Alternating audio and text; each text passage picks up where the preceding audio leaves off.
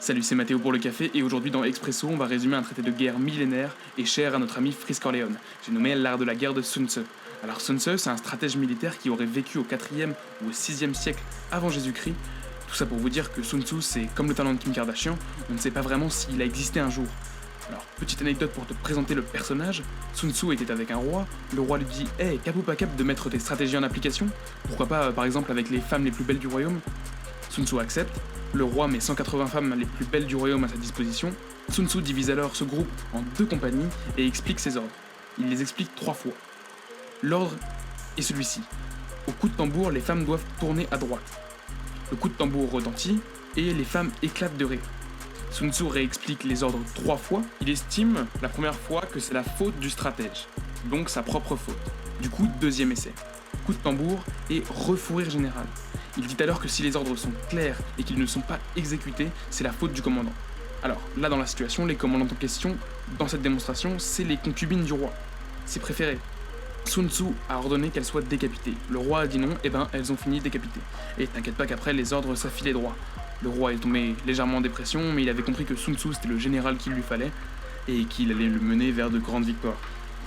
Bref, tu connaissais peut-être Bunai Min, le chinois marrant, Sun Tzu c'est un peu l'inverse, c'est le chinois pas marrant, mais plutôt intéressant. Alors tout l'intérêt de ce bouquin, c'est qu'il n'est pas applicable uniquement pour une matière martiale, mais il fonctionne aussi pour de la politique, pour des affaires, et ça reste comme Le Prince de Machiavel, le livre de chevet de beaucoup des grands acteurs de notre monde. C'est un peu un couteau suisse pour savoir comment gagner, peu importe les circonstances. Alors laisse-moi te résumer en quelques points clés cet essai écrit dans la langue de Jackie Chan. La phrase que tu connais sûrement de Sun Tzu, c'est « Connais ton ennemi et connais-toi toi-même ».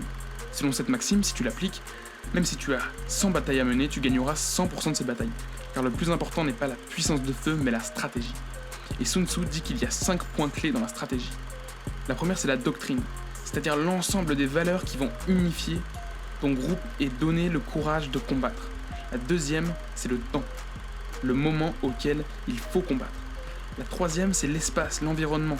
La quatrième, c'est le commandement, pour réussir à maîtriser ses hommes et à les mener à la victoire. Et la dernière, c'est la discipline, pour avoir une étendue parfaite des choix qui s'offrent à toi en matière de guerre. Ok, un enseignement. Quand il doit mener bataille, le commandant doit être sûr de gagner. C'est pas au petit bonheur la chance que ça doit marcher, une bataille doit être gagnée avant même d'être commencée. Et pour ça, il faut avoir une rigueur dans sa stratégie. Et attention, une stratégie ne s'établit pas à l'avance. Je vous vois tous les mecs qui font des plans sur la comète à appliquer dans 10 ans. Chaque stratégie doit être créée et appliquée pour un instant T. La ressource humaine, les hommes, dans une guerre, c'est important. Et il faut savoir choisir, non pas uniquement les soldats, mais aussi les espions qui pourront permettre de connaître votre ennemi. Si aujourd'hui tu es chef d'entreprise ou que tu as une association, il faut savoir garder tes hommes auprès de toi en les récompensant de la meilleure manière possible. Ça a un double effet qui se coule parce que ça va pouvoir permettre à ceux qui sont déjà là d'avoir un moral plus haut et d'être fidèles à toi, et ça permettra aussi d'attirer de nouvelles troupes. En parlant de morale de ton équipe, il ne faut pas attaquer quand l'ardeur de tes troupes est à 0 et que celui de ton ennemi est au plus haut. Il faut attendre et saper le moral de ton adversaire. Mais il ne faut pas trop longtemps attendre, car un conflit qui s'éternise n'est jamais bon, ni pour un camp, ni pour l'autre. Il faut savoir déployer ses troupes au bon moment et les économiser. Optimiser le moral et la puissance de vos troupes. Un autre truc pour gagner, c'est savoir ruser et manipuler son ennemi pour être sûr de prendre le dessus. Quand tu es prêt, fais semblant de ne pas l'être. Il faut toujours surprendre son adversaire et combattre sur son terrain avec ses conditions. Les tiennes, j'entends. Il faut être imprévisible vis-à-vis de son ennemi. Il faut semer le chaos dans son organisation, le prendre de court, ne pas lui laisser de temps, toujours mener la danse. Ça passe par la manipulation, diviser son ennemi.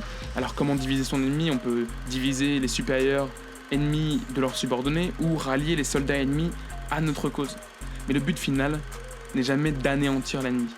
Le meilleur savoir-faire n'est pas de gagner sans victoire dans 100 batailles, mais plutôt de vaincre l'ennemi sans combattre. Voilà, c'est sur ces sages paroles que je vous laisse méditer. Le lien du bouquin est évidemment dans la description. Et si vous pouvez renoncer à la douceur du papier, à savoir que vous pouvez aussi trouver ce bouquin en PDF en fouillant un petit peu.